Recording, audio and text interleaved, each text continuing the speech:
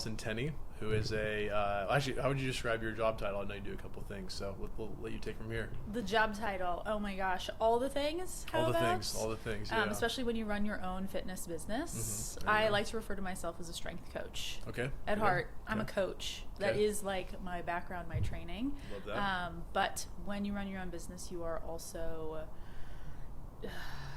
CEO, CFO, CMO, 100%. all of the things. 100%. So I always say that I'm a strength coach. Okay. And then so you were a strength coach at a university too, right? Yeah. Correct? Okay, cool. So the origin story is just sport and soccer. Okay. So I grew up playing soccer. Was a division. Same. Loved it. Yes. Loved it so much. Love meeting other soccer players. Yes, I quit playing like midway through high school, but I was on like Premier and Select my whole life. I don't know why I stopped playing. I was obsessed with basketball, wasn't good at basketball, and then like just in retrospect, I'm like, oh, I should have just kept playing soccer. But anyways, continue. Sorry. It's such a fun sport. It's so much fun. Yeah. And that's really like the entry that I got into strength and conditioning. So I was a Division I soccer player, and then that rolled into being a Division I college coach.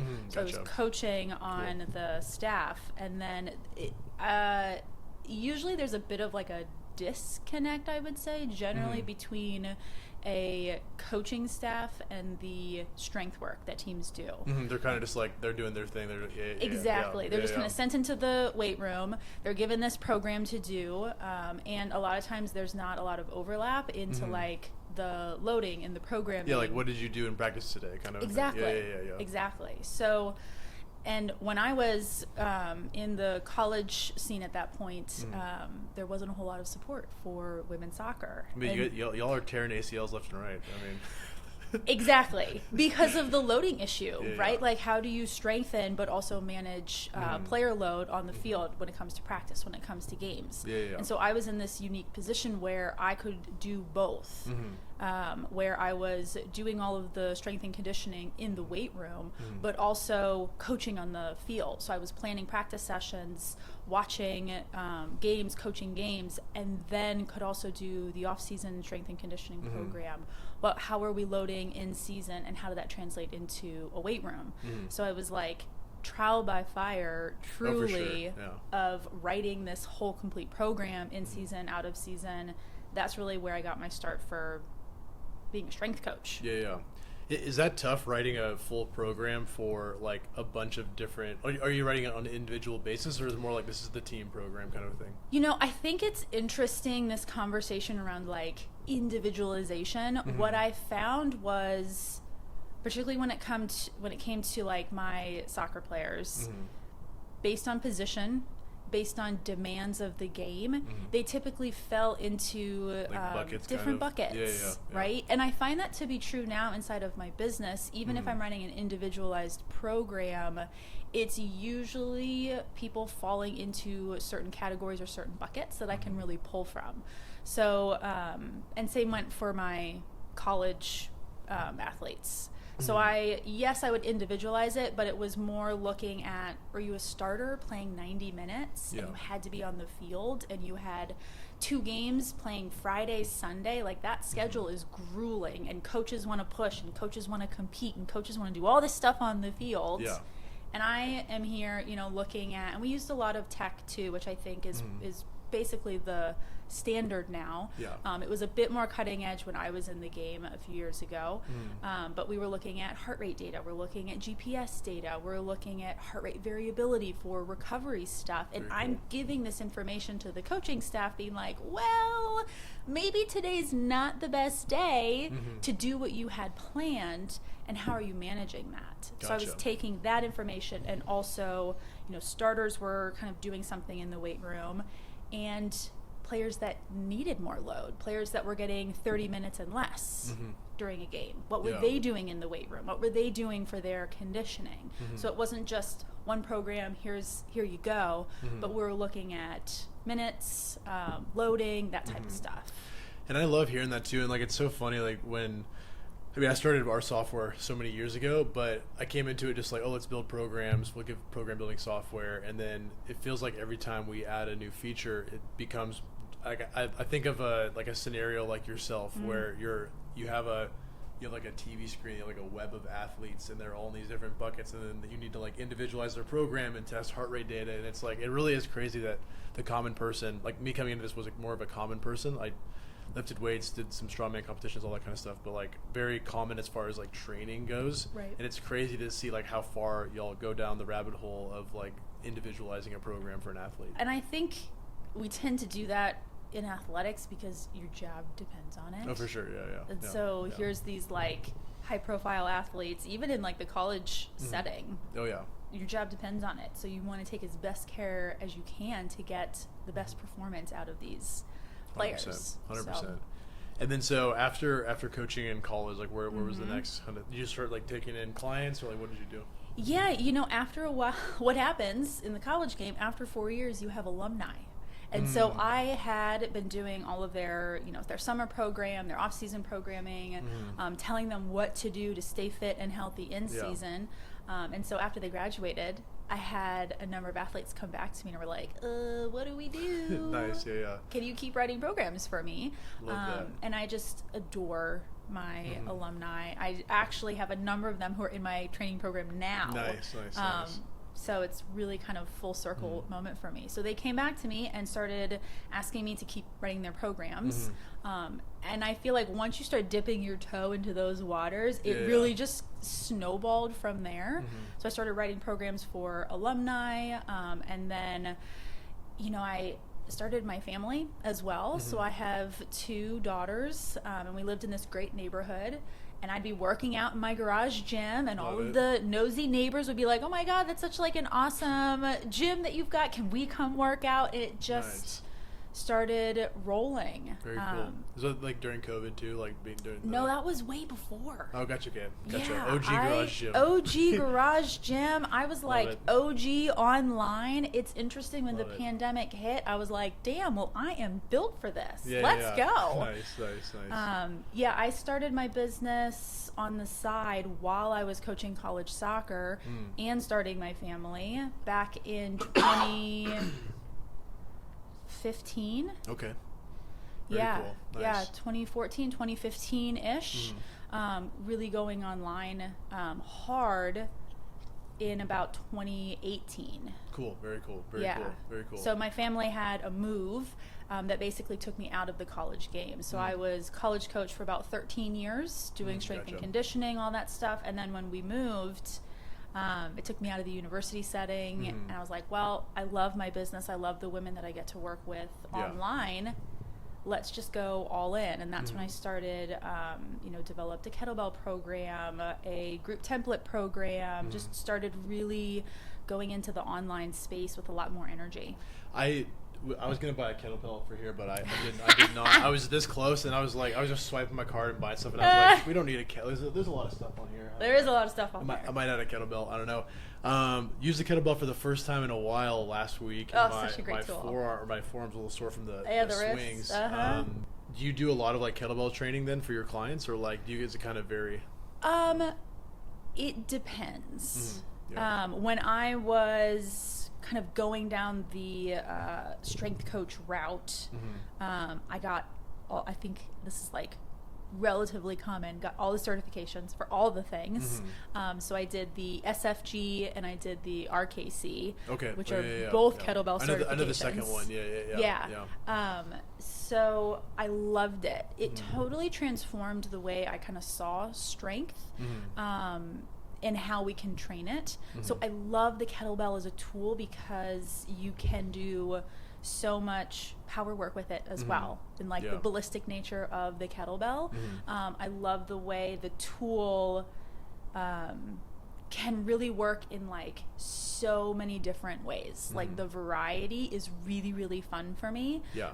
So I love just adding tools into the toolbox, whether it's dumbbells, barbells, kettlebells, because every client needs something just a little bit different.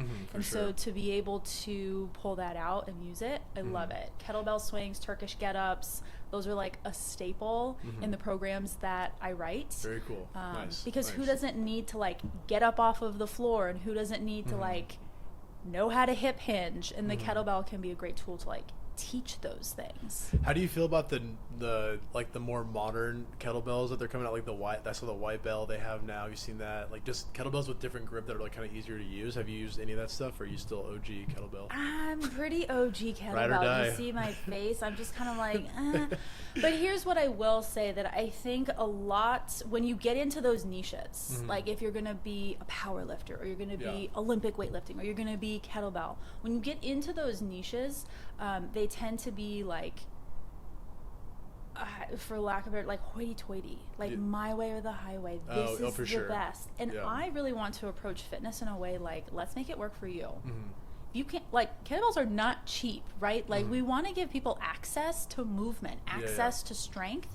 And so I'm never going to tell somebody like, oh, don't buy that. I'm going to say, this is probably a better, well, maybe not even better. The language you use with people really matters.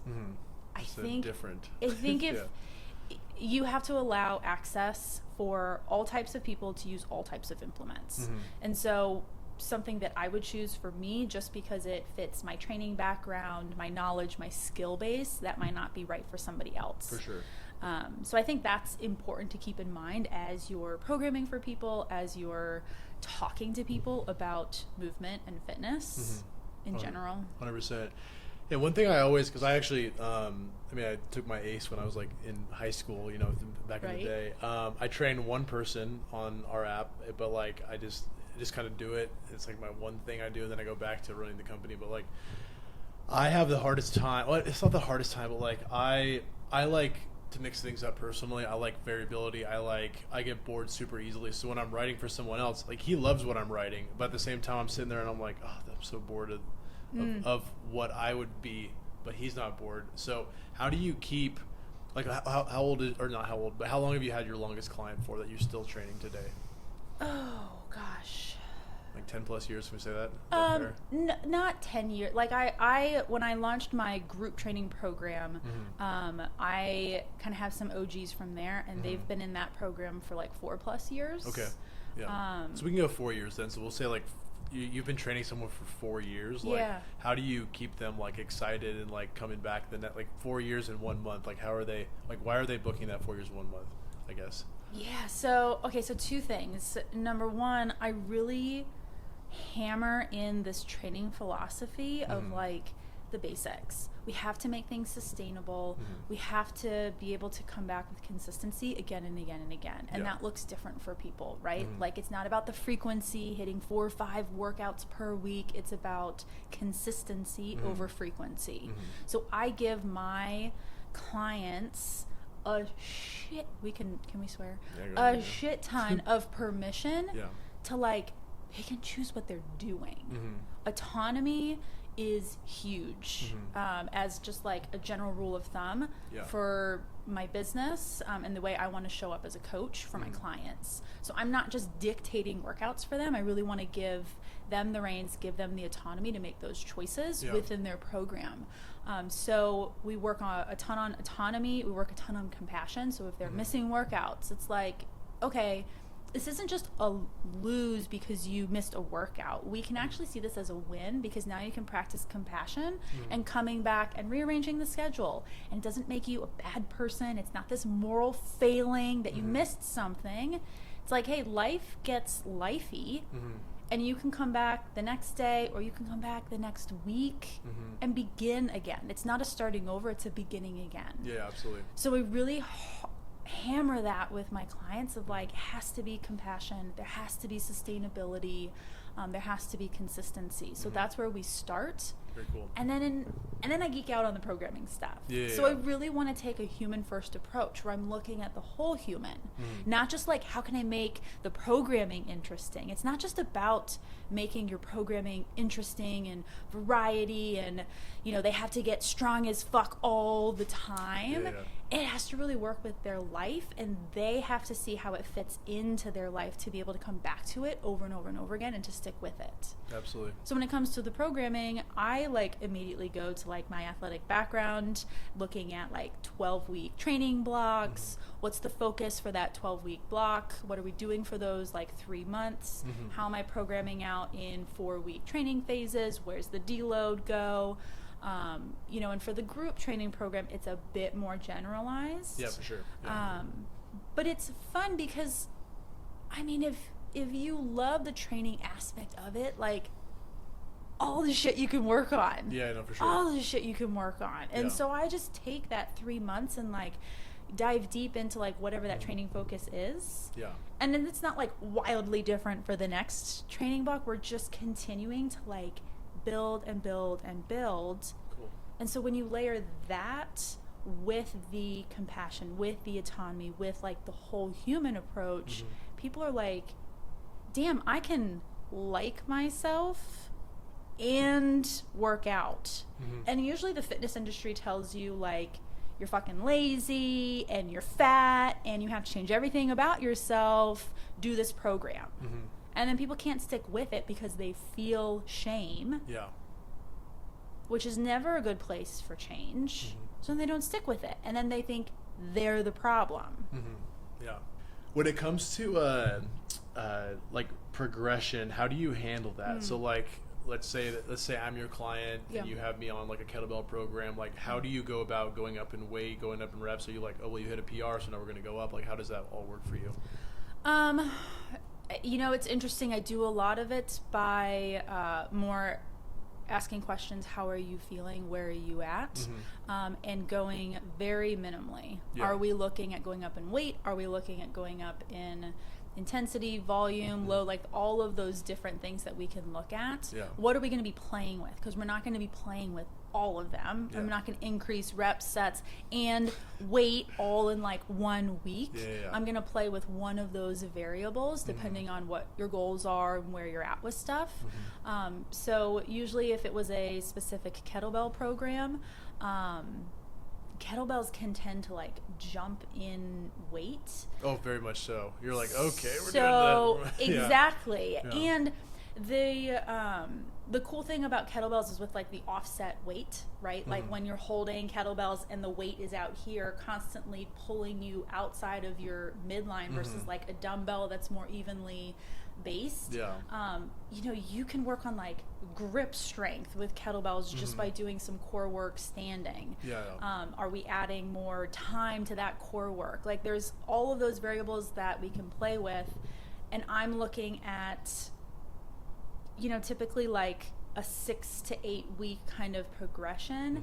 And again, like, minimal dose. Gotcha. Minimal dose. Yeah. Do you do anything that's like, you know what, we're going to just have a chill day today, maybe, like, do 100 jump ropes? Like, you know, I don't even know how to ask this, but, like, do you do... No, I know what you mean. yeah, just like... I know what you mean. Yeah. I don't do, like, the crazy cool shit that you see on Instagram. Oh, no, for sure. Yeah. Like the flippy stuff and the foot kettlebell, like, number one, that's not my skill set. Like, I You didn't haven't get a flippy certification?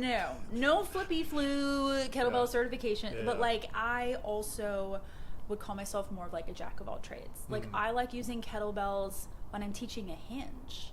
My clients aren't jumping into a barbell deadlift. We're starting with a kettlebell. Unfortunately, that is how I'm not saying I'm the best strength coach. I mean, I'm not a strength coach at all. But, like, I did powerlifting most of my life, and, like, it drives me insane when I walk into a gym and I see someone that clearly doesn't lift weights and doing a barbell deadlift, and I'm just like, I do not do barbell. I stopped doing them. Period. Because I have bad lower back. But, like, I just, like, perfect form. Quit doing them. Just not really my thing. I do more Romanian now, but, like, when I walk in and I see someone doing a deadlift that should not be, it drives me up a wall, because there are so many other things you can do that don't involve 80 hinge points and, like, good form. So, anyways, quick vent. Yeah, and I think when you think about the plethora of options that are out there, and this is, like, when you can kind of really tell good strength coaches, they're going to match the implementation or the equipment with the person that's in front of them. Yeah. There's plenty of people that are like, I want to fucking, you know, deadlift like a badass. Okay, 100%. Cool. Yeah. Can you deadlift a kettlebell? Yeah. Like, let's Yeah, start exactly. there. Yeah. exactly. And see what that looks like. So I'm starting with a kettlebell deadlift, and maybe I'm like raising that up off of the floor depending on other factors. And I think it's being able to pick up on movement, number one, like seeing a person move as a whole, and understanding, like you saying you have lower back pain when you barbell deadlift. I'd be like, okay, cool, I could probably help you with that, right? I'm not a PT, but I would love to like see you move, see how that's loaded. What were you taught? What are you thinking when you're lifting to be like, I can never do that thing because it hurts my back? That's so common. And also, like, if you wanted to barbell deadlift, you should be able to do that. Yeah, 100%. I do have like a muscle tissue issue, but so I just quit. I was like, I'm done. I did love it though. I also have like a weirdly tall upper body. Like I'm like 6'2" sitting down, but I'm only 5'11". So I feel like when I'm like deadlifting, I have like perfect back, but then I'm like so tilted forward, like at a weird angle. Sure. So, anyways, I'm just ranting on my own deadlift now. Yeah, but people think that there's some like perfect form, right? Oh, yeah, hinging has to look like this and squatting has to look like this. But like humans we're fucking weird, number one, so in general. Too. We're so different when you talk about torso length, limb length, how I feel comfortable deadlifting and moving in general. And I think too many strength coaches try to like fix those things or train those things out of you. If somebody tried to train some of those things out of me as like a soccer player, inherently probably wouldn't be as good of a soccer player. So when you're talking about like high level athletics, which again I like constantly am going back to, I'm like, you have to let people move. You have to give them the freedom of movement. You have to give them the creativity of movement instead of giving them these strict rules, which then people think, well, this is right and this is wrong. And it's a very binary way of thinking. And we have to get out of the binary way of thinking of right, wrong, because then if I'm deadlifting wrong, well then I can't deadlift, and it just spirals into this like, shit, now I can't do that thing, it's off the table. And I want to give my clients everything on the table. 100%. So I'm looking at like all the progressions, and there's so many like, this is what I love, like geeking out over the small little additions that we can put in to make it work for people. You can't do a push-up? Okay, do it off of the wall. Exactly. Right? Like, there's no shame in, like, I hate the conversation around, like, girl push-ups, doing things from their knees. Like, oh, you should never do push-ups from your knees. Well, fuck, if people don't want to do them off of the wall and they can't do a full one, do them off your knees. Yeah. Exactly. Right? But, like, coaches are like, oh, that's bad. Why? Yeah. Why? Yeah. I don't think any of it is, like, inherently bad. We just like to get up on our high horses and think that we know best. You don't want a barbell deadlift, cool. There's so many other things on the table that we can do. Yeah. No, I 100% agree. And I want to get to the fitness, the business side of things. So how do you go about pricing? Like when you have like you have a big group program, then you have an individual program, like how do you go about comparing those two? Oh gosh, that's a loaded question. I change it. Gotcha. Until I land on something that feels like it honors my time and what I'm offering and the value that I'm giving other people. Yeah. I hate the conversation and like the saying like, charge your worth. Okay, well, you're worth a fucking $1 million. Nobody's gonna pay $1 million for your strength and conditioning program. I think there's market research you have to do, market value, and then at some point run the fucking numbers. Like, I know how much my bills are, how much my mortgage is, how much my kids' soccer team cost. Like, there's an amount that I also need to hit for my standard of living. I run the numbers. I put them in an Excel spreadsheet. I create the equations, and I'm like, want to hit certain numbers, and you can play with that, right? Like, I can up my price, I can take less clients. So it depends. I have gone less and less towards just like the one-on-one. I think for most businesses, people start in the one-on-one because people come to them and are like, hey, write me this training program. Right? But then at some point, you cap out on your time. Exactly. Right? Like, you're like, great, I've got 20 one-on-one clients. I can't keep track of this anymore. I'm done. So then you start creating group programs that those 20 people, okay, maybe like 3 of them stay one-on-one, but the rest of them, well, we can kind of put them into that group training bucket at a lower price point. And what happened, that's exactly what happened to me. And then at some point, those people that were in my group training program were like, we love this, but we don't need you as much anymore. Gotcha. So I created the DIY program. So I have my group training program, which is called The Den. We're very much like a wolf theme over here. So I have The Den, which is my group training program, and then I have the DIY Den, where people can pay less and they just get the program and all of the benefits of it minus me coaching them. Yeah. Do you allow the DIY part to like message you still and that kind of stuff? Nope. Or like how does that? Gotcha. Okay. Gotcha. Very boundaried, very clear about that. One of the things that I have really created in my business is like clear communication. Clear is kind. And so anybody that comes into my programs, the way I market, the way I talk, they know exactly what they're getting. They know exactly what the values are of Allison Tenney Fitness, because my values are the values of the business. And I really value people. I really value people over profit. I want access to movement, access to strength. I see the ridiculous benefits in people's lives when they are given the autonomy and the compassion that they can work on inside of movement for their bodies. And I think this is a big piece that's missing in the fitness industry, and this is kind of where I want to set my business apart. It's not just about the strength training at all. For me, it's kind of how I like, I can geek out. Like we can talk all day about kettlebells and progressions and training phases and that stuff. Like I love that stuff, but to me it's the confidence that people build, it's the compassion that they can give themselves, and I see my programs as a training ground for that. Cool. How do you collect feedback from clients? Like, do they give you like little ratings? Like, are they emailing you? Like, what is like? And then also, when you take that feedback, like, how do you take that and then apply it to your program? Yeah, so it's something that's kind of been a work in progress as I've developed the call it. Build the plane as you fly it. So I started out the group program as like, here's a 3-month program. Boom, like let's do it. And then after those 3 months, the original crew was like, we love this, what's next? And I was like, I'll build you another 3 months. Like 4 years later, I'm still building out like the next 3 months. So with all of those monthly programs, I deliver monthly. So I'm building the program in 3-month training phases. Lay it out. Yes. Cool. And then every month I'm delivering the program. I'm sending out a monthly email, which is explaining what's coming, what their training program is going to be like for that month.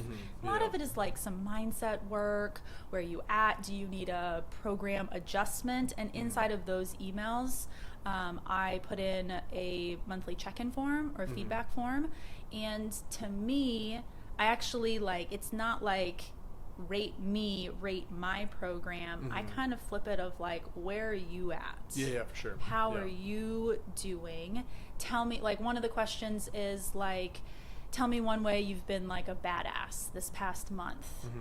What's one thing you need to implement to like make you feel more grounded this month? Like really want to get people thinking about how they can improve those things along with their training program. And then I allow them to move their training program around. Very cool. What is do you have any like partnerships that like do you partner with like a local lawyers? Like do you have like any partnerships that are like local or like online or anything like that? No like local partnerships, no branding, like things like that. It's not really my style, I guess. Nobody's ever approached me. It hasn't been high on the priority list. It's not how I make my money. I have great colleagues and relationships online. So I actually launched, it's called FitBiz Collective, where I take 8 to 10 women for 3 months and we go deep into fitness business. Cool. How you start it, and it's more beginner intermediate, but I partner with somebody who does legal for online fitness businesses. So how are your contracts? What about your policies? All of your terms and agreements, those types of things. Love that. So I bring in a lot of incredible women who I've met and known for years online. Legal, finances, marketing. We talk about, I use ConvertKit, so we go deep into like ConvertKit, and then we talk about systems, operations. So much of the online space, online business is like marketing and branding and Instagram and creating reels. And I'm like, but what about your offers? Like, what about your offer suite? How are you how are you pricing things? How are you keeping track of your finances? Are you legally protected? I think so much of the conversation of like the boring, it's like in fitness, the boring basics behind the scenes is what's gonna like set you up to have a sustainable business. 100%. Just like being able to hinge, squat, push, pull, and carry is what's gonna get you a strong ass deadlift. You don't just hop into like barbell deadlifting 300 pounds. It takes time, and it takes a lot of things that go on behind the scenes. 100%. So I focus a lot on like the behind the scenes with that fitness business, not just how to create Instagram reels. There you go. Very cool. Well, sweet. I mean, I don't have any more questions for you. I thought this was an awesome first. I don't know if it's episode 1. We'll do episode 1. Sweet. There we go. Episode 1. I think it's gonna be called My Fitness Business. So we're still figuring that part out. But I like that. I think that's a good name. Yeah, Allison Tenney, pleasure having you on here. Thank you. And we'll see you around Austin. Yeah, sounds good. Thanks, Cory. Appreciate it. Yeah. I want to thank you for taking the time to listen to the My Fitness Business podcast, powered by WeStrive. Head to WeStrive.com/podcast to check out more of our guest interviews and learn more about the WeStrive platform. Have an amazing day, and don't forget to keep striving.